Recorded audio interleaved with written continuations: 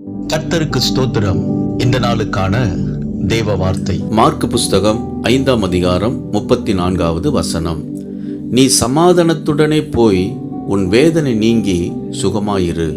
இந்த நாளின் தேவ வார்த்தையின்படி ஆண்டவராகிய இயேசு உங்களுக்கு பரிபூர்ண சுகத்தையும் சமாதானத்தையும் உங்களுக்கு தருவார். பெரும்பாடு வியாதினால் பாதிக்கப்பட்ட ஒரு பெண் தன் ஆஸ்தி முழுவதும் அந்த வியாதிக்காக செலவு பண்ணியும் அவள் சுகமாகவில்லை.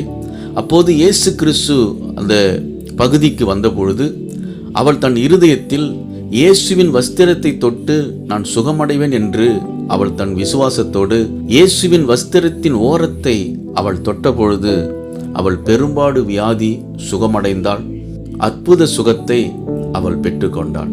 அன்பானவர்களே, உங்க வாழ்க்கையிலும் அற்புதங்களை அதிசயங்களை பெற்றுக்கொள்ள ஆண்டவராகிய இயேசுவின் மேல் விசுவாசம் உள்ளவர்களாய் நீங்கள் எதை வேண்டிக் கொள்ளுகிறீர்களோ அதை ஆண்டவர் உங்களுக்கு கொடுத்து ஆசீர்வதிப்பார். உங்க வாழ்க்கையில் உள்ள பலவீனங்களையும் வியாதிகளையும் அவர் நீக்கி உங்களை சுகப்படுத்துவார்.